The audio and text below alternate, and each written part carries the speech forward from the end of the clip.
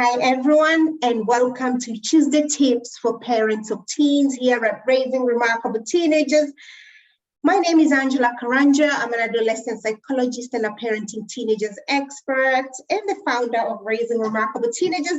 But today it's not about me. In fact, it's always never about me, but about the information that we share, the quality and the kind of information we share.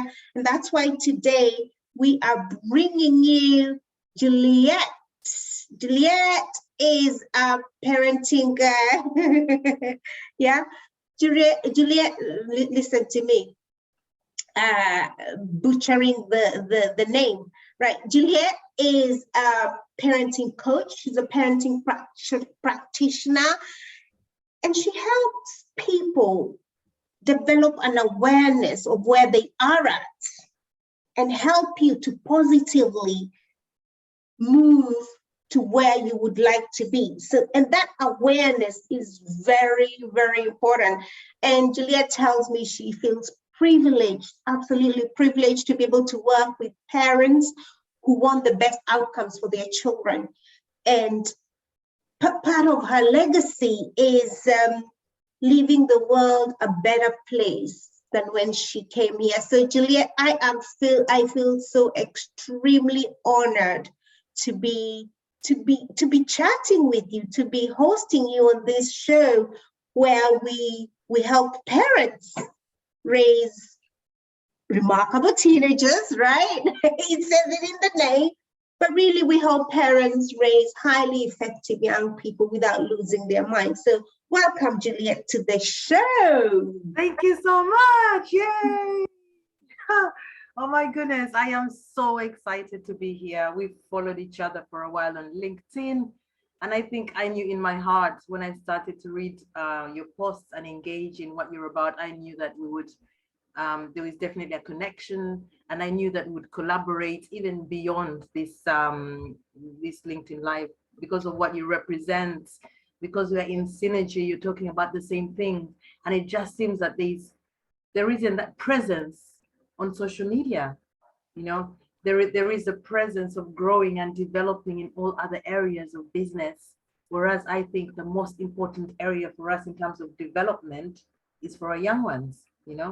So as I am a mom, of course I've experienced what it's like parenting two wonderful people and the challenges and what I have to learn, what I have to develop myself in order to be most effective. I like the word that you used, Angela, most effective. And coming into this show today, I want us to think about ourselves as leaders. Mm-hmm. I want us to think about ourselves parenting as leaders. So I want people that are engaged to think about the leaders that they aspire to. Who is the leader you aspire to? What characteristics do they have? Why do you aspire to them? What have they done? What have they shown you? And then I want people to think of themselves in their role as a parent and really emulate that in their own way to their children. So I'm really, really grateful to be here. I've done parenting for a long time, yay, 20 years as a parent. And professionally, we can call it that, wearing the hats as a professional. I think it actually stems from about 2008. When I started really doing kind of specific parenting work in the statutory sector, which is very, very difficult. I started to work with young people in the youth offending service. And I remember responding to an advert. Those were the days when you could read the Guardian newspaper and, you know, look at an advert and apply for it and obviously go for the interview and get it. These days is all about social media. So it really started from an advert in 2003. There was an advert about, would you like to help make a difference in young people's lives? And I said, yes, I want to. I didn't have the experience. I didn't have the kind of specialist knowledge in terms of really engaging, looking at the behavior and the psychology, but I knew that I wanted to. So my journey started from there as they call them acceptable behavior worker in the youth offending team. Mm. And then after working with the young people, I realized that, you know what, I think this starts from the parents. The next job I applied for was in a local authority, very big, with the youngest population of adults, of young people in London. I got a job as a parenting coordinator, and that's when I started to learn about parenting, about different people's needs, and about me. So it really helped me to grow myself, but also in a way, I think that when you're growing, you're able to be really open and curious, and take as much information in so that you're most helpful, rather than when you're an expert, so to speak. Wow, I Yeah. love what you said, and your willingness, your willingness to say yes, and also your willingness to learn. And it wasn't, and what I hear from you actually, before we start asking the questions, I know most people that you guys that are here that follow us on all our platforms, you're probably thinking, oh, the first question we should be asking is, what's your view on being an intentional parent? But I want to talk about a little bit about what Julliet has presented, that willingness to be open, willingness to learn. And that as a leader is very, very crucial, because I often say that leaders are learners. Leaders are learners. When the minute you stop learning, that's when your leadership begins to go down. And most of us as parents have actually never opened our minds up to learning, because what we are doing is parenting by default. We got these kids and we just went on, and how we parent most of the time is how we were parented, right? So how we were parented, we bring it onto this generation, and then sometimes we wonder, what's wrong with me? Why are things not working? It's because we have not opened ourselves to the new possibilities, to the new generation, to know, how do I parent in today's world? Not the way I was parented, because that is redundant. So, Julliet, I want to ask you, one of our first questions that we ask is, what's your view on being an intentional parent? What is your view on parenting? And often what I say is, there is not a right or wrong answer. There is just variations of intentionality. And I like to hear these different variations, because every time you say something, every time a guest says something, my mind expands. I'm like, oh, wow. So what is your view on intentionality or intentional parenting? Yeah, I think for me, it's really about being active in a process. It's about taking responsibility. When you set an intention, you have engaged with something, you've engaged with an outcome. So, for example, I might set an intentionality that I want to be really grounded and calm. I say it to myself, I repeat it to myself, I am really active, and I work really hard, whether it's subconsciously or consciously, to make that happen. So for me, it's about being active, it's about being present, it's about setting the intention, really being very, very clear about what it is that you'd like to see. That's what I see. That's what I view it as, in sort of layman's words, very simple. It's a clarity of what you want to see, setting the intention, and then kind of really activating that in your mind, sitting with it and being present. So you talked about earlier, the parenting of yesteryear, and you're absolutely right. We will repeat what we've seen, that from our parents. So we copy them. Suddenly you look like your mom. You're talking like your mom. You're talking like your dad. Yeah, and that really happens. But when you're open and when you're curious, and when you have the awareness, and I am privileged that, of course, I've had the training, and I've had the desire to be different, to do something else. So I have been on that journey of the awareness and really looking at my words and my intention, and doing some kind of studies that support that as well. So that's what I'm saying about the intentional parenting. So the clarity, what would you like for your children, the present, setting an intention is being very, very clear and purposeful about what you'd like to do. Not so kind of being reactive, and sort of going with the flow, but it's a really different thing. It's kind of really being present, almost like, yeah, mindfulness in a way, I would say. Wow, I like what you're saying. I'm just listening, and what's coming to my mind is a quote we like to use here: parenting by design, not by default. Mm-hmm. Right? So you're actively involved in this process, in this plan. You have a growth plan, and you're actively involved in it. So you just don't plan and then you abandon it, that is going to happen. Because I believe, because we are human beings and the people we are bringing up, our kids are human beings as well. There's going to be, ebb and flow. So we need to be able to, we can't stand still and say, oh, this is what I decided, it's just going to happen. It doesn't work like that. And this actually brings us to our next question about beliefs surrounding parenting. And I believe you're very well positioned to talk about this, because after working with parents, you and I know that there are beliefs that hold us hostage, right? Things that we think are okay, and yet they're actually not okay, and they are not working for us, and they are working against us.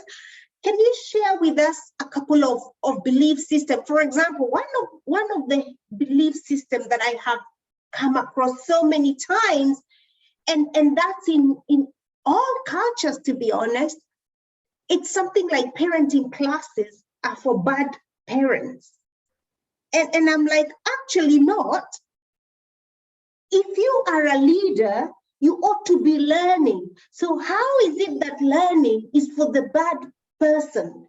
It's for someone who wants growth. So that's a mindset I have had to help, especially our community, change. I call them leaders. All the whole of this community, I call us leaders. We are leaders, but we're not just leaders by position because we got kids, but leaders by design. And when we think of ourselves like that, then that believing that parenting classes or parenting coaching is for bad parents, that completely dissipates, because you're thinking, as a leader, I ought to be learning, I ought to be changing. And you can't change if you're not learning new things, right? So share with us some beliefs that you have come across. I'm sure you've got yes, so many. I've come across so many, and thank you so much for raising that point. And you've actually really highlighted my journey. So the journey when I started parenting in a kind of professional and a helping capacity was obviously in a statutory sector, so the youth offending team. So often the people that came to me were those that maybe came with certain beliefs, that I am being judged, that I'm a bad parent, or my son has, my daughter, my nephew has is in the kind of youth justice system.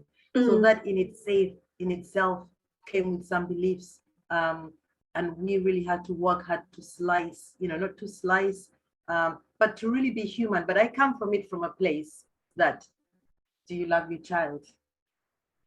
Do you really love your child? Then do you want to do the best?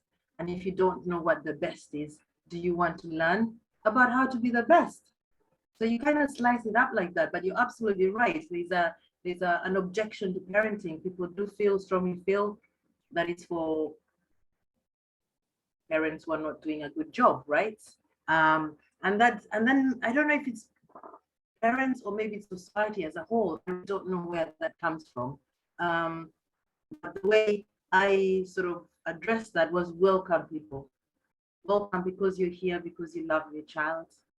Because you're here because you're not happy with the situation, and you're here because you want something better for your child. Maybe something even better than you had.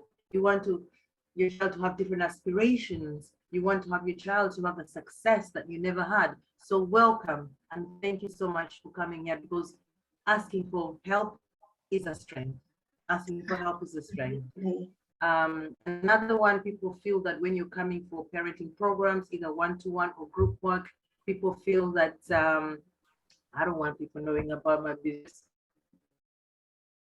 I don't want people knowing about our business. But ultimately, as a coach, as a parent trainer, we are interested in the current system. You know, look at the current situation, give you the awareness and the understanding. So how did, I mean, I work with people and then the mom said, I'm not allowed to swear, am I? Sometimes someone is, and you're like, modeling, okay? And that is the most important and most significant thing. So it's being really aware, meeting people where they're at. We're at different stages of development. So we've got to really have that understanding of where people are at. But ultimately, I think every parent would like to make a change or make a difference if something's not happening. So you ask, so what do you want to see them do? What do you want to see John, Sarah, Mustafa, Abigail, what do you want to see them do? And if you kind of get them at that angle, the kind of positive, what they want, not what they've done, they will always engage with you, I find. So there's some of that, and then there's some kind of, beliefs about what parenting is like, and I think in this society, many, many years ago, we know about children, being seen but not heard. So you might have some groups and communities that are coming with that mindset, and saying, but it didn't hurt me, it didn't look what came to me, it didn't hurt me. So it's kind of really understanding that cultural perspective and really turning it and saying that we're in a different country. The positive psychologist suggests this. What would you like for your child? So there's something about the beliefs that we all have about how we grew up, that it did not hurt us. There is something about people's own beliefs about parenting and what will people think about me. And there is something about a misunderstanding that parenting is really about growth, growth, understanding, awareness, child's development, and really having the positive outcomes for your child. So I think that a lot of work still needs to happen about that. And it's a really safe space. How many times do you get to speak to somebody about your struggles? And your parenting struggles, which are going to be enormous. Again, your child's changing every day. There's social media, different mindset, different culture. There is a pressure, the peer pressure. So ultimately, when parents kind of accept and are in the room, I find that they're really, really comfortable with kind of being there and being really reflective, because there is no judgment, really. It's about, what do you want? What is the best that you want for your child? And how can we help you? But I do see that, and I do meet different, parents. Some of them have a very, very high expectations of their children. Some people from certain cultures and everything have really, really high expectations, and that can be really quite damaging to the children. So it's really having a conversation about the emotional wealth, about the person's unique characteristics, about their capabilities, and getting the parent to the level where they feel that this is where my child's at. Is my child going to play concerto, the viola at this age, is that a realistic expectation? So we are looking at very, very different things, when we look at parenting as well. So I hope that has answered some of your questions, but yes, absolutely. You've touched on a lot of beliefs there. You've touched on the background, our culture. You've touched on the judgment, the society judgment, and you've touched on shifting that to actually thinking. The more, like Maya Angela said, the more we know, the more we do better, right?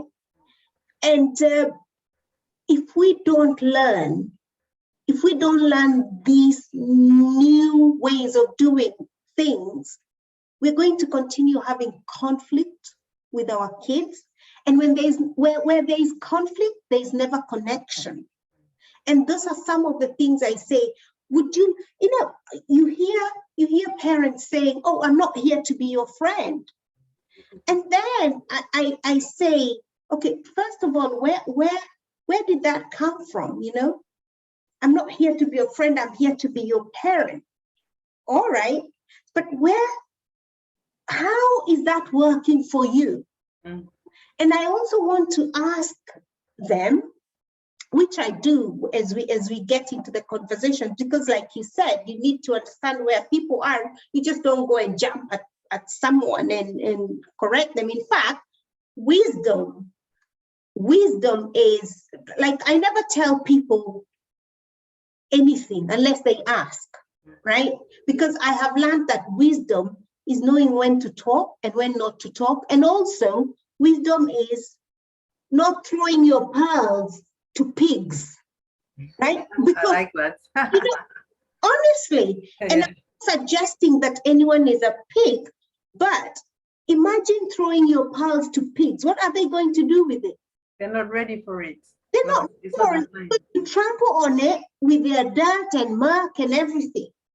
But then there are people who are ready for it. And that's why we learn to keep quiet when you're, I think even in Proverbs, it says that knowing when to give advice and when not to, because you give a full advice and they accuse you of all sorts, right?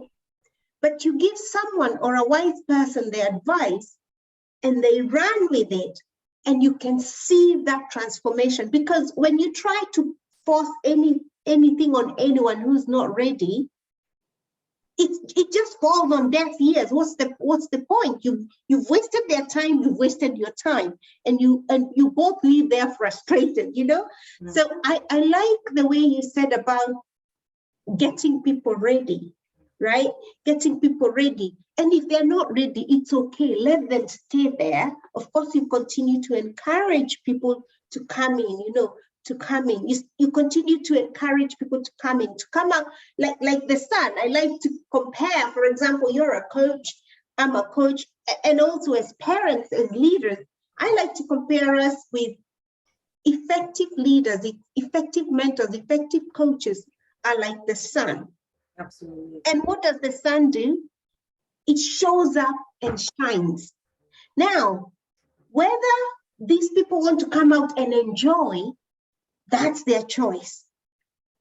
And the sun is not going not to come out tomorrow because, I'm gonna hide where I am because Julliet, yesterday I came out and she never went out, she never enjoyed it, she just sat in the house, and I'm not gonna come out today. That's not what the sun does. It shows up and shines. And that is something I have learned about parenting, about being a leader in my position. Because sometimes even as parents, we do work and the kids don't even appreciate. They don't even care. They don't even notice, right? So we need to ask ourselves, one of the beliefs, again, I like to work with is, are you doing it for the kid or are you doing it because of the person you are? Because if you're doing it so that the kid, you can get acknowledgement or appreciation for the kid, you're going to get disappointed a lot of times. And by the way, as I speak like this, I must tell you that I'm not perfect.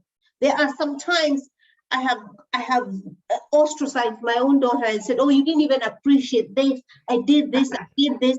And I catch myself saying, come on, Angie, come on. Yeah. What are you being like? It's like I'm seeking for payment. It's like I'm seeking for appreciation. And that's a belief I have had to that's something I'm working on. And I have to remind myself, my job is to show up and shine, show up and shine. And believe me, if you continuously show up and shine, one of the things, you're not going to get frustrated because you know who you are. You are the sun. So you're not going to get frustrated. And on top of that, what happens as you consistently show up and shine is that you guys all know that every living being gravitates towards the direction of the light. So your warmth is the sun. Your light is going to draw your kids to you.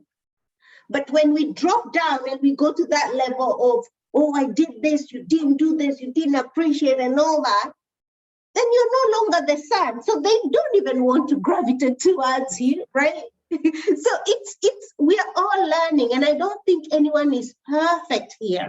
So don't sit there thinking, oh, we are being judged, we are being shamed, we are being blamed. No, that's not what this forum is. This forum is for us to bring us to a different awareness. And when we get to that awareness, we become better. We become better as people, and then as parents, right? So I want to ask So you. if I can just kind of grab, that was so interesting when you were talking about the sun. It reminded me of the solar system. And my daughter had a project just 4 weeks ago on the kind of solar system, and she had to do a project like a 3D, like a 3D representation, which was a fun thing, by the way. It's something that I did with her. I asked her to do the research, asked about the colors, asked her what would you like balloons. So I was offering options and really engaging, but ultimately she made the decisions. And then I was definitely here to guide her. So what you say about the sun also, when people see you as a sun, they kind of, keep around you, they'll gravitate you. You are the constant. As one of my mentors told me, Julliet, you do your thing, lead, and they will follow you. This was in the context of when I was, a manager and supervising different members of staff. People have different personality traits, and some of them are just authority averse. They do not want any manager. And when a new manager comes in, of course, they're like, hey, so my manager then told me, just do what you do. And, they'll follow you. And that's exactly what happened with that. So I wanted to pick up on that thing about the universe. It reminded me of the project and how we can stay engaged and even intentional with your child. There's a project. Okay, go and do it away in your room, or do you stay really engaged, asking about the project, asking about the sun, the moon? What more do they know? How are they going to represent? How do you think I can help you? Instead of, there was one time I used to do during COVID. Yes, I did my daughter's homework. Yeah, it was a lot. Okay, it was a lot. So yes, I'm one of those parents that did that. But now she's at the stage. How can I help you? We are developing our children's independent thinking. It's so crucial and so critical, I think, in terms of raising them as effective leaders of themselves for the future. So that's just something that kind of comes up, because I grew up in a culture where education was valued as it is here. I went into a boarding school in an African country, and it was all about academics. Paid your school fees, you can go, which was great because it was one of the best thought of education systems. So I went and did my best. So I do value education in that sense, that I'm learning, I'm growing, I'm developing. But I also do value other things I know about life, about being curious, about learning, about self-development, about inquiry, about different cultures, about who am I as a person.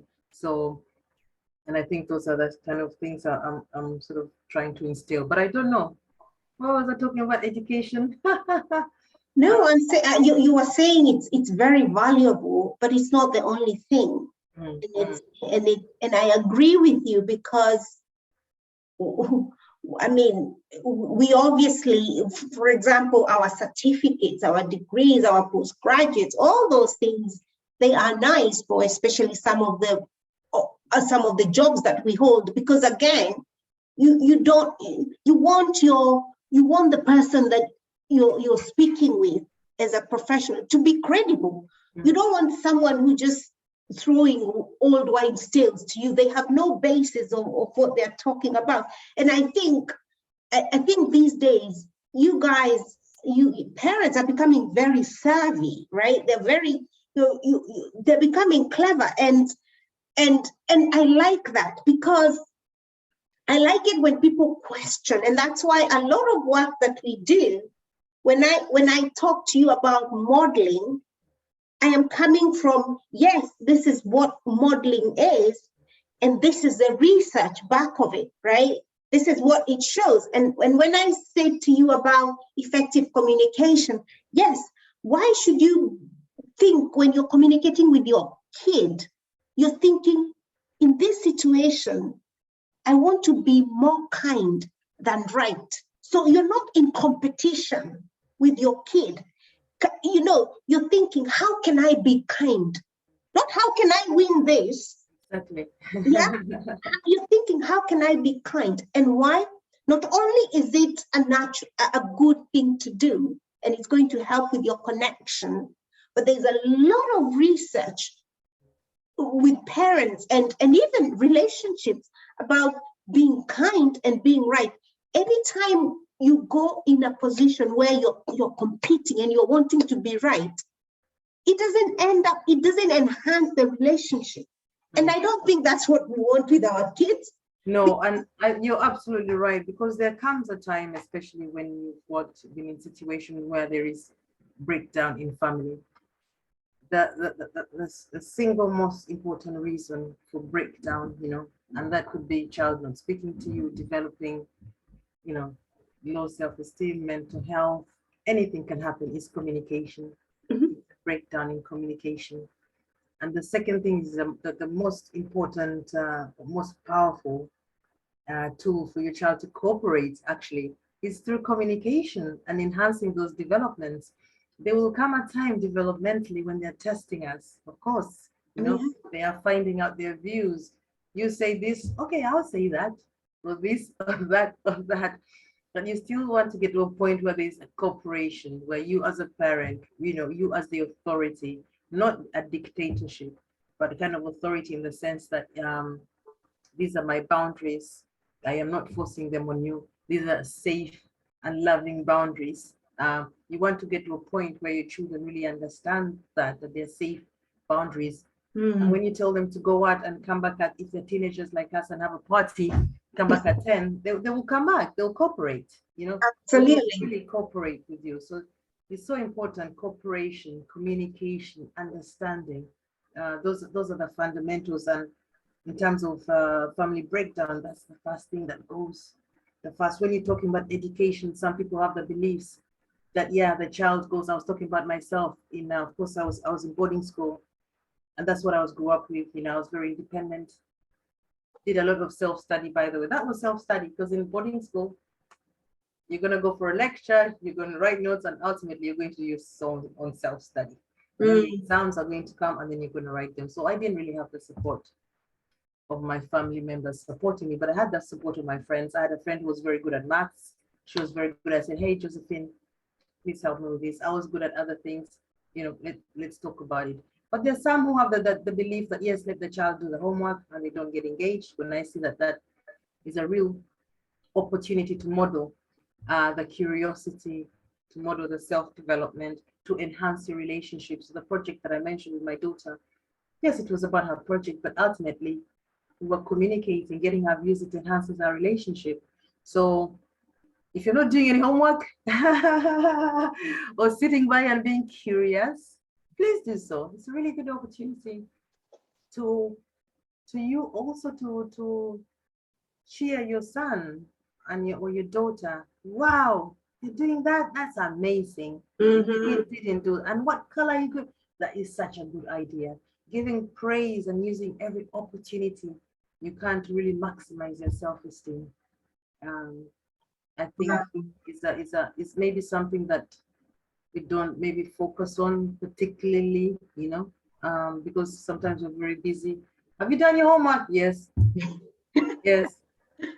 Yes. Whereas there's real opportunity for connection, for praise, and raising their self-esteem. Oh, wow, this is so amazing, because actually you said that we have a program we call the 3 C's, and of raising effective kids, and it's about, the first thing we talk about is connection, and then we talk about communication, and then we also talk about celebration. Because unless you're connected with someone, you can talk all you like, you can speak, you can even think you're the best motivational person, but it just falls on dead, it's like a block. Now, So it has to start from connection. And connection, especially from us parents, requires a lot of humility. It requires a lot of leaning in and listening. Sometimes being able to when kids say something, you holding it in so you don't say something that's going to cut out the conversation. That's a funny picture of you, yes. You hold it in, yeah. Like, yeah, you breathe in and out, right? And then in that same process, it also requires us to celebrate. And you talked about praising, because one of the laws of life is praise. It's like the law of increase. Mm-hmm. If you want someone to do better, to be more, praise is so important. And many people have got it. Sometimes we've got it all wrong. When you say praise and people just, oh, good girl, or whatever this one, it's not that, because at some point your kid, especially as they grow older, they'll be like, why are you just saying good girl? It needs to be very specific. It needs to be factual as well, something that they can't argue with, because if they're arguing about what you're saying in their head, that means it's not effective. And also it needs to be something that they know is genuine. I can't look at my daughter and say to her, oh, I don't know, something that's not factual. I can't look at her with her hair. For example, if I want to praise her, because I praise her for nothing, actually. I praise her as the person, just because she's a person. And sometimes I'll say to her, how are you doing, gorgeous? Right? Lovely. And that's praise. It's not I'm saying you are gorgeous. I say how I address her, how I speak to her. And for example, I'll say to her, I know you're capable of doing this because last time when you did this happened, right? So that way is not, I'm not telling her, good girl, you've done this. That's not, and you guys know, you know your kid more than any person. And it's very important for us to incorporate those praise, like Julliet said, let's be people who compliment. Let's not be mean with our compliment, with our kindness. That's what our kids need, right? Yeah, lots of it. And I think you've I don't know if this is true, and I don't know if there's anyone in your community from this audience. I remember speaking to a fantastic parent facilitator from this kind of Somali background. Absolutely fantastic. She's very practical, very pragmatic. She knows it. But one time in our own reflection, she said, Julliet, do you know what? I don't even know if we have a word for praise in my culture. And I was like, what? Yeah, we don't know. We don't have a word for praise. So it really made me think about me as well, where I grew from and what my parents would say. So they'd acknowledge my good deeds, of course, and I really knew that my parents loved me. I think I worked hard. I'm not sure if I worked hard for their praise or whether it was instilled in me that you've got to, work harder at school or behave in a certain way. I just did. And yeah, my good girl. Yes, my good girl. But I think specific praise is so important, and our children need to hear that. So you reinforce the good thing that you're doing, so they can self-discipline. So when we leave, suddenly if I have to do something or go into hospital, and my daughter has to stay here or stay somewhere with someone, they can self-discipline. And I know that, Mom, this is a good thing about me. So this is what I need to do when my parents, are not here. When my daughter is going to go to year 6, and in 2 years she'll be in secondary school. I don't know what my working life balance will be like. I want it to be slightly different. But there'll be an element of her own independence and my own independence. But I would like her to know in her head that what would be right, what is right to keep me safe. So I'd like her to know that come home at a certain time, you have these boundaries, have this safe, removing my shoes, bathing, hygiene, all that is something that's important for her. So there's actually a lot in parenting, so let's be kind to ourselves. Let's be compassionate. There are very, very different views, very, very different cultures. Because I also come from a point of view, because some people really struggle with, but this is how it was done, Some people really have that authority. They haven't really grown in maturity or haven't really questioned. And there are a lot of people like that who are saying this is what it was like, and they get caught into that, But I'd like to people to think that that was a thought. 50 years ago, 40 years ago, someone thought, this was a pretty cool parenting, thing. So let's kind of do it, and they rolled with it. But I'd like people to be present and really think about, it comes back to your word, intention. Think about their situation, their child, their vulnerabilities. We're all very different. Different trauma has affected us. What are you carrying into your, into your parenting? Really think about those thoughts. Be present. What will be good? What will be? This is how coaching comes into it. So we're not just parenting educators and saying this, that. We are using coaching practice, to support the people that we work with, to think about the thinking patterns, to think about why we are here in this place, what has brought you here, what could you change, what new ideas, what different behaviors.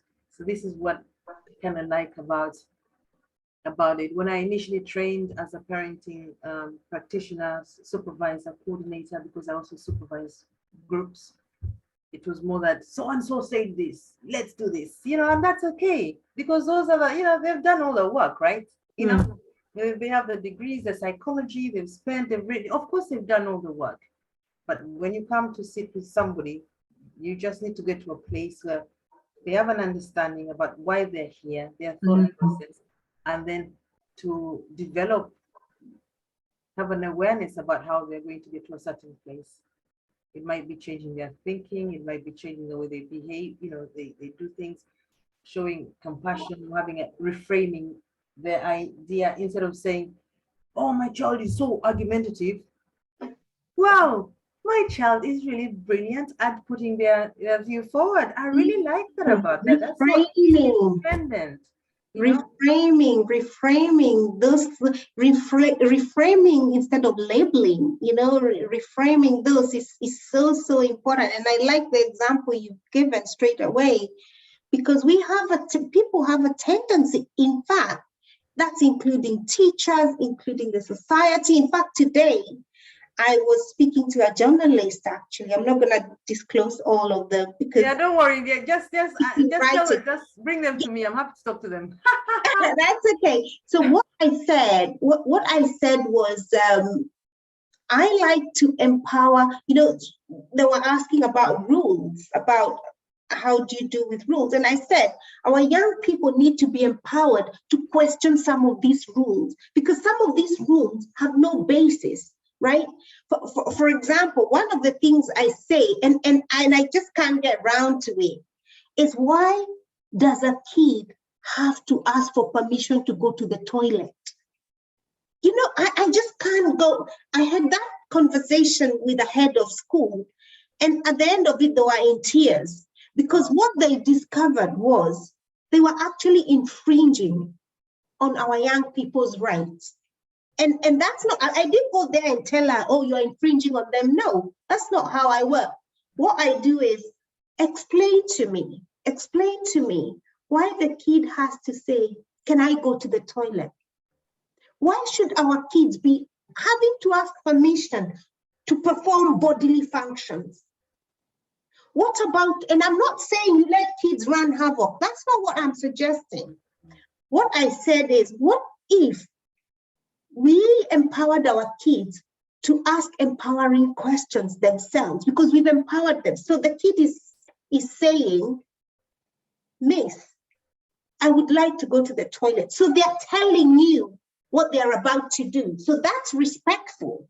That's respectful because they're letting you know, I'm not just jumping out to go and drool somewhere. I'm going. And within me, I have made a decision. This is me. I am in charge of what's happening. But when we, when we, anyway, let me not divert too much. So I was talking about the rules, and I said about, and what one of the things I said, unfortunately, those of us who do that risk our kids being called argumentative. And then I said, what if as a society, as teachers, as parents, we turn that around and said, like exactly what you said, this kid needs to be empowered to put their views forward, because here is the advantage. This is the big picture. As we empower our kids to express themselves, as we empower them to be able to speak to us, and of course we are showing them in your expressing, be kind, be compassionate, be nice, don't be rude, right? As we do that, we are teaching them to have these great interpersonal relationships. And what I said was, a lot of the reason a lot of our kids are being abused and we don't know, yeah, because I meet so many of those kids, is because we taught them to comply. We taught them not to say anything. We taught them to be quiet. So when such a situation happens, they are conditioned to being quiet. Wow. And she was like, oh my God, I'd never thought of it like that. I said, yes, because every time, for example, in class, what is the first thing when kids start making noise, what's the first thing the teacher said? Be quiet. It's be quiet. What about if they rephrased it and like what you said, right, Julliet, over there, do you know the point you're trying to make to everyone? Do you want to share with the whole class for a minute? Or do you want to share afterwards? So that way our kids feel heard, they feel seen, they feel listened, not just stay, keep quiet, right? Because they learn to be, oh, I'm not, my voice doesn't matter. And unfortunately, as we condition them to my voice doesn't matter, my voice doesn't matter, my voice doesn't matter. The pedophiles out there, those perpetrators out there, they know that that's what we do to our kids. So they know that they are safe when they say to them, you can't tell anyone. Because they know they can't tell anyone, because even if they tell us, we'll probably not believe them. And even if that's if they have the courage even to tell us. So this what you're saying is very, very powerful. And what I would like us to talk about, I know we've run over, we're coming. I don't know if you've got a personal experience that made you actually want to be a parenting coach or to be an intentional parent. Do you have, not everyone has, but some people actually do. And I like to hear these stories, I like to hear the stories, yeah. So mine probably came after, because I think really deep in my heart, I am connected to young people. Oh. I think there is a place in my heart to serve young people. I think there's a place in my heart generally to serve who I can.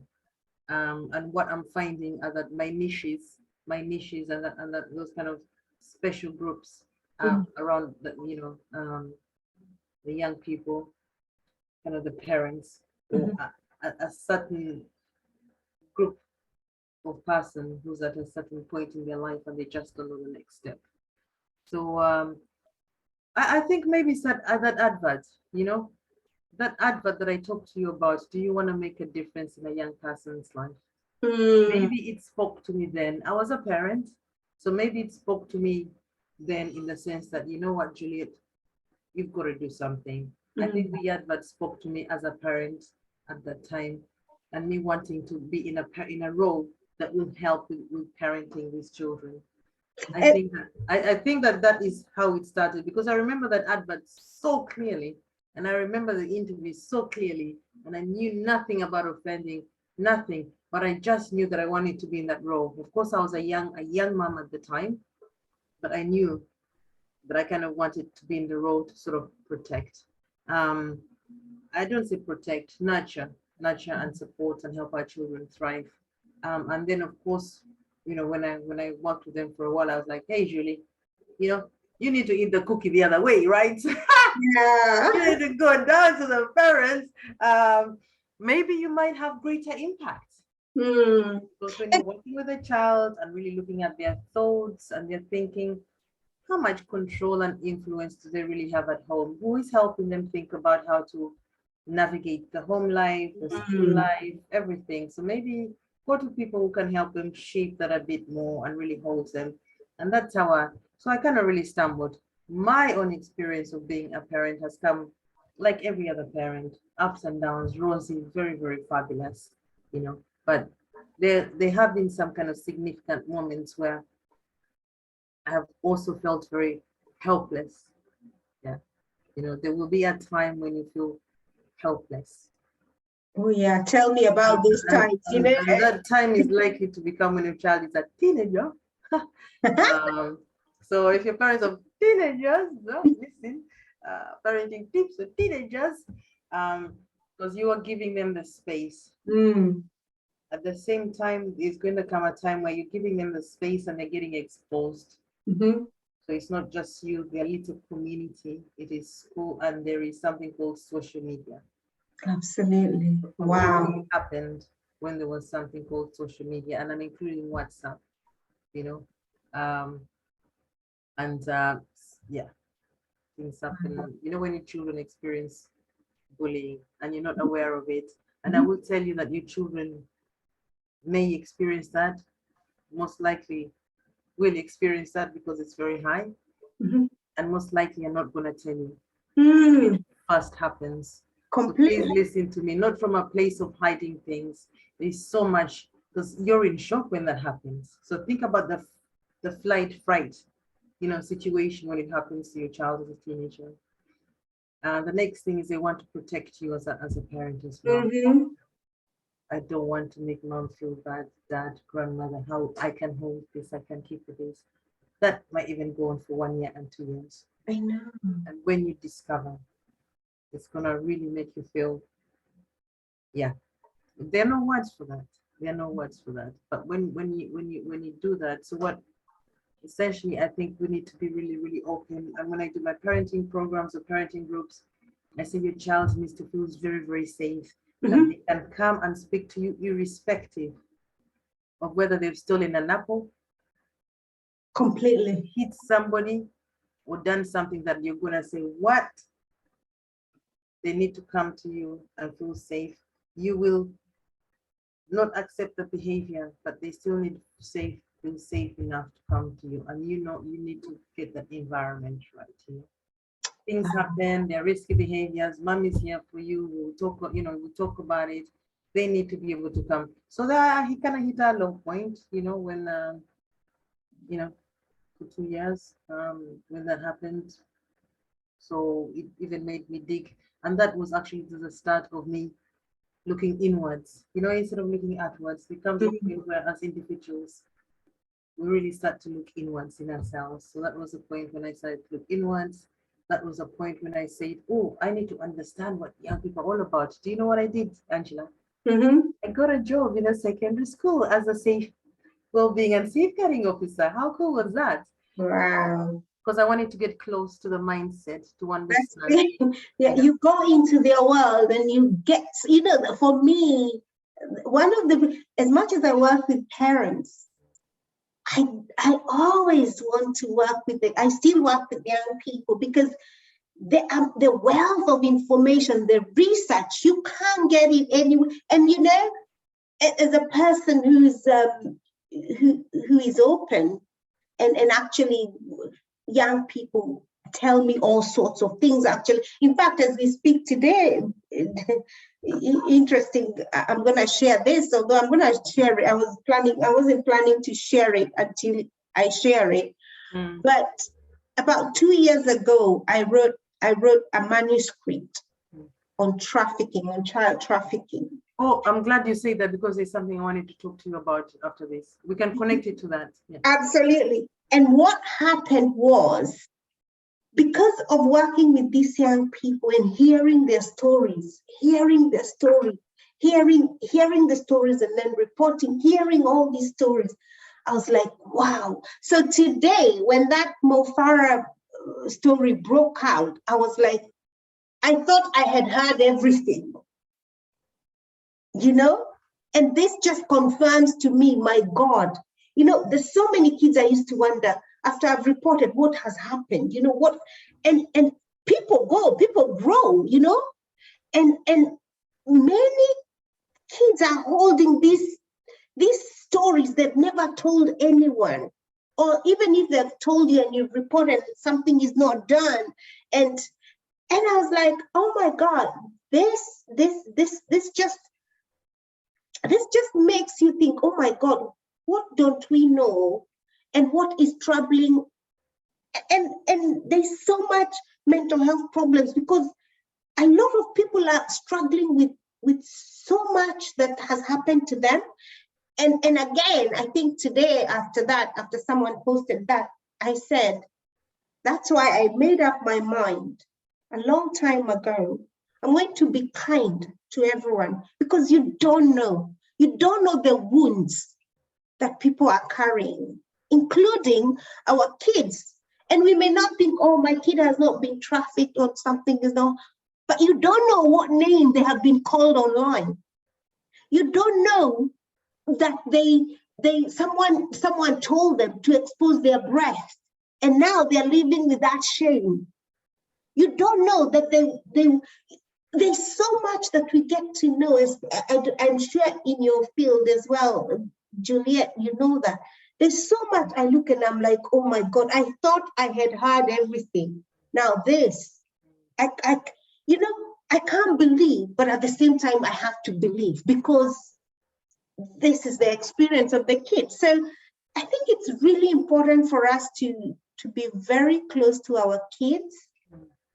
That connection is so important, because those wounds, if we don't help them process, that's why a lot of our kids are falling into the doldrums of mental health problems.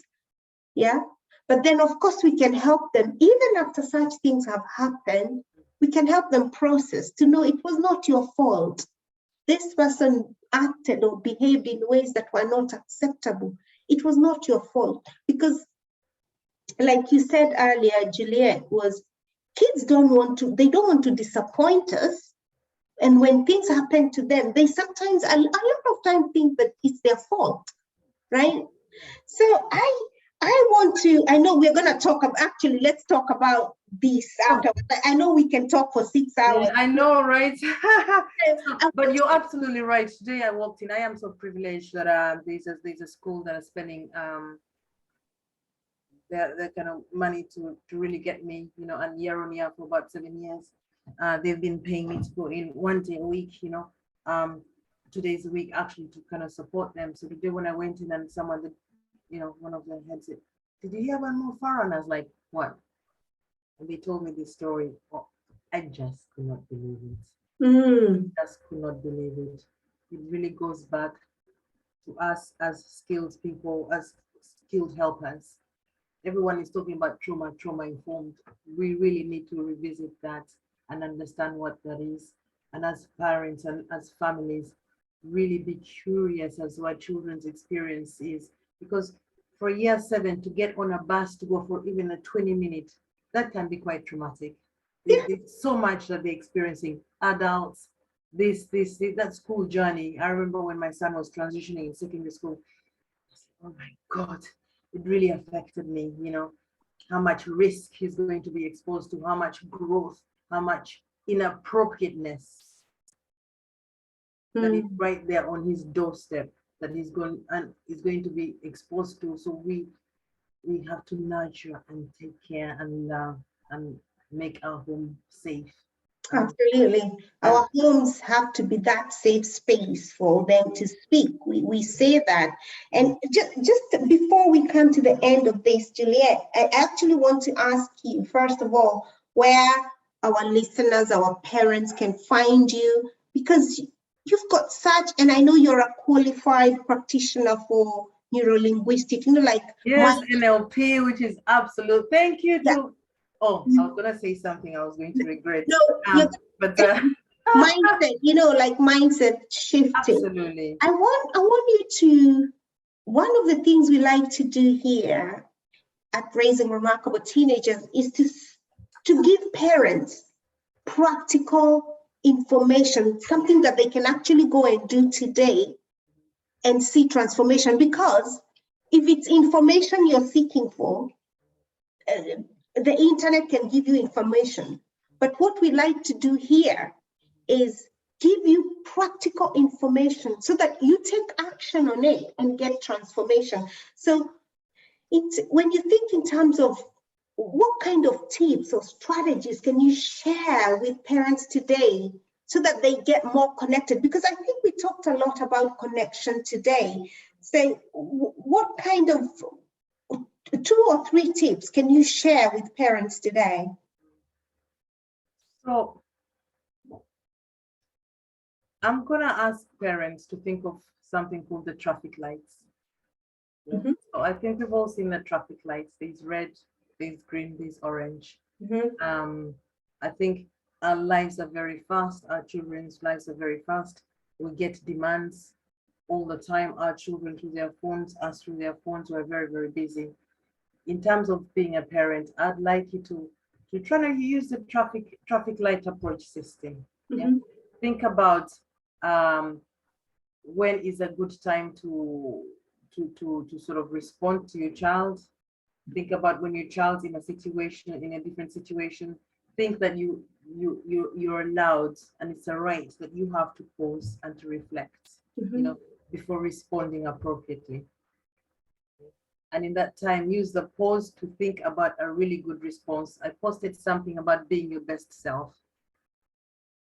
So everybody as a parent, we all have wonderful gifts, and then we dispense them very differently because we are very different people. You might show empathy, me empathy, someone kindness, someone has high energy, someone, but it's presented, it comes out a different way because of our unique characteristics.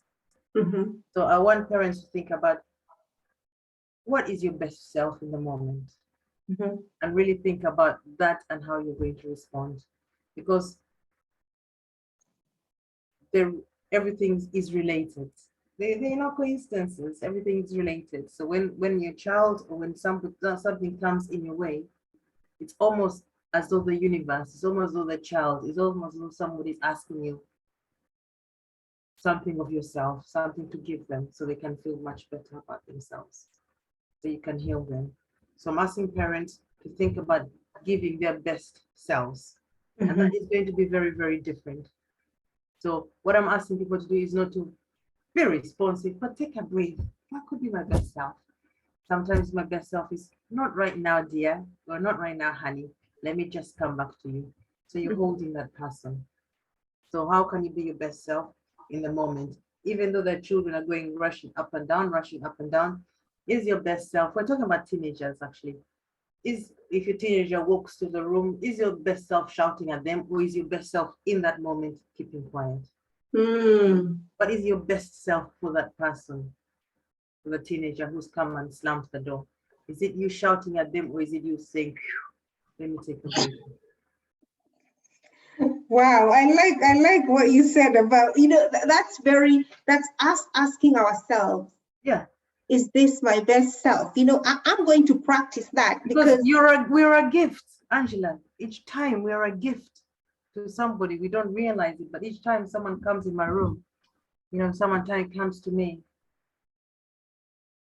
they're coming to me to get something. So are they going to get the worst self, or are they going to get the gift that I can give them so they can go on and progress? That is so good. That's a beautiful questions to ask ourselves, you know. Yeah. And you guys, so where can parents find you, Juliet? Where?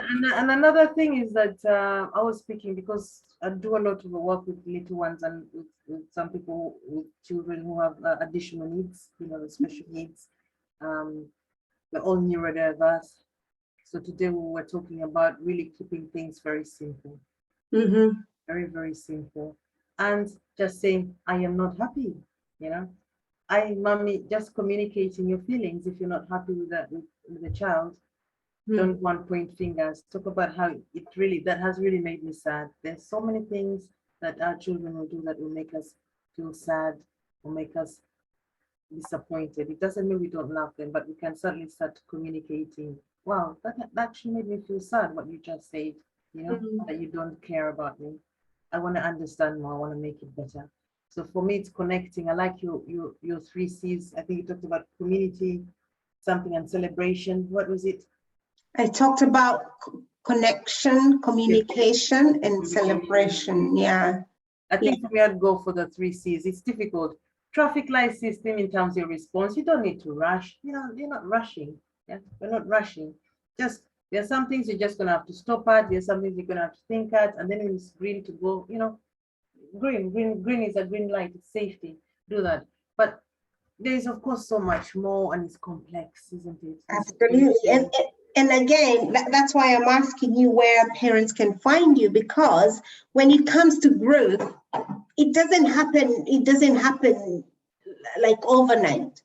Yeah, you didn't become a grown person overnight. Yeah, it took time. And also because we are changing, I like my community knows that it takes about 63 days to change a habit. So if you are used to jumping and shouting when the kid banged the door, don't think tomorrow you've been, I mean, there's still so many things my own daughter corrects me years after, you know, and it's, you would expect, oh, you should know this by now. It's true, I should know this by now, but we are human beings. And sometimes recalibrating some of the habits and the thoughts can take some time. And we also need to be gracious with ourselves and also communicate that. Like I like what you said about we are humans. Yeah. If I'm wrong, I need to be available to say I'm sorry and give me time to change. I'm doing something. And that's being authentic. That's humility as a leader as well. And just showing your children that we are imperfectly human. You know, we have emotions and every emotion's okay. We just want to be in a position where we are doing the best things that serve us. So when you're feeling angry, what's that about? And how can you best, you know, kind of express yourself? Sometimes our language is limiting. When people are angry, you know, teach them how to express themselves, or maybe read a book. So I talk to parents a lot about reading books, because sometimes you can look at yourself just through reading about different emotions. So I like to give the example of books as well. So and I think that's where our parents are going to come and find you, so that they can look for you, and then you can go deeper, because in this 1 hour we can only talk about so exactly. It's been so nice, and but we know that change.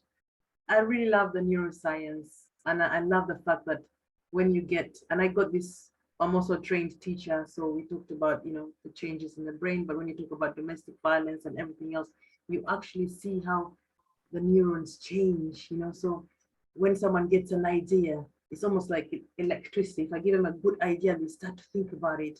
It's electricity, and that forms. So you need the time and the space to be able to work with some people to get a really transformative experience. And that's really coming through opening their mind, sort of being curious, kind of wondering, asking what they would like, wondering about if they did this, did that, so they can begin to create those experiences and the pictures themselves. And of course, you can give the strategies that we know about that are evidence-based. Of course, you can do that. But ultimately, it has to start from that conversation and that openness. I spoke to a father today who was very, very resistant it was the grandparents who were engaging, but I called, everyone was telling me they're not going to answer, not going to answer. I said, they're going to answer. I called them and they answered. Second time they answered.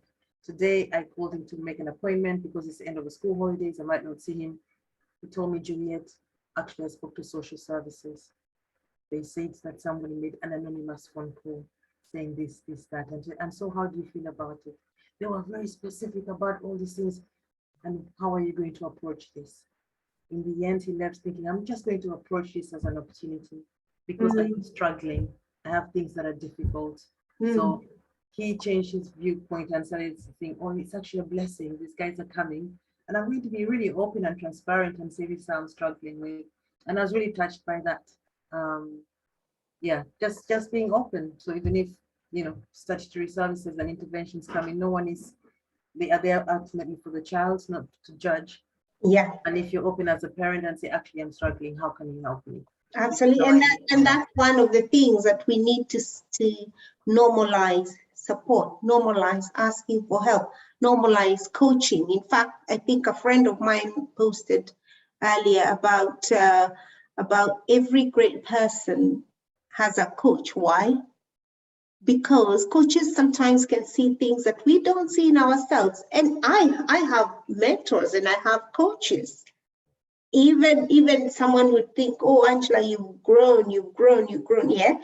The reason I grow is because I have coaches, I have mentors, because we all need to learn from someone else who has done something that we haven't. So Juliet, please tell us, tell our parents where they can find you, your coaching programs. Talk to us about that briefly. I am not really, well, are we on Facebook Live? Yeah. I'm going to ask people to find me on LinkedIn, if that's okay. Oh, LinkedIn. Absolutely. Connect with you on LinkedIn. Yeah. Please right? Connect with me on LinkedIn. I've got a group coaching program, but it's for young people who are abroad, not so much in this country. Just really come to me. Because I know that some coaches have very kind of specific packages, but for me, it's really looking at, it's really understanding where you're at and seeing how you want us to work together. Oh, brilliant! To support you. So yes, please do get in touch if you think I can absolutely help you. Or if you have a question, if you have one question, send me. I saw you on the live. I heard you talk about this. Can you explain more? I'm really happy to do that. Absolutely. Yeah. And what I'll do as well, I'm going to post this underneath, your details underneath, where people can connect you on LinkedIn. And obviously those who are listening to us on podcast, on our audio, I'm going to post it on the audio. So I really want you. So it's Julliet. It's Julliet Bella. How do you say your other Bella? Julliet Belagambi. Yeah, Julliet Belagambi, and especially on LinkedIn. I know you're very active there. Mostly on LinkedIn. I've started going on the socials, and I've started to go on TikTok and Insta just to kind of play with that a little bit. Because it's a different social platform and you kind of engage with people in a kind of different way, more videos and very kind of short form, mostly on LinkedIn. My name is on Facebook, but I haven't been, what's the word, visible, present for some time now. So just kind of reach out and see. In the first instance, if there's something, if you have any questions about what I said, I'm really happy to answer them. In the second question, whether you think, oh, I really like how she sounds, her vibe, maybe she can help me. Let's kind of talk about that. But mostly, do what you're doing, be open, stay curious, have a positive outlook about life. Our children need that, and let's be mindful of our own emotional well-being and sort of that of our children. Wow, thank you so much, Julliet, and the wealth of the information that you provided, and I'm sure people will be reaching out to you. Again, guys, go for Julliet Belagambi, and she's on LinkedIn, and I know she's got amazing information. I'm telling you guys, I don't chat, like I don't hype anything, because I don't believe in hype. I believe in concrete advice, concrete concrete information that if you take action on that, you get transformation. So from all of us here at Raising Remarkable Teenagers, and on behalf of our lovely guest, Julliet Belagambe, we thank you so much. And until our next session, guys, I want you to actually today I'm gonna ask everyone, if you haven't signed up for some of our to be in our community, please go to raisingremarkableteenagers.com. We've got loads of resources there. At the moment, we are actually working with teachers and head of high schools, and really it's providing motivation solution for successful schools. So that's what we are working on at the moment. But so grateful. Reach out to us. If not me, it's okay. Reach out to Julliet. But whatever you do, don't do it alone. This is not meant to be a lone ranger. You know, we need a village. It takes a village to raise a teen. It takes a village to raise a kid. And this is the village we are making. Myself, Julliet, you, right? Your other person that has a teenager, people who are willing to grow and gravitate towards the light, towards the sun, and that's who we are here. Thank you so much, everyone. And from all of us here again at Raising Remarkable Teenagers, we want to say bye-bye and see you in our next session. Bye-bye now.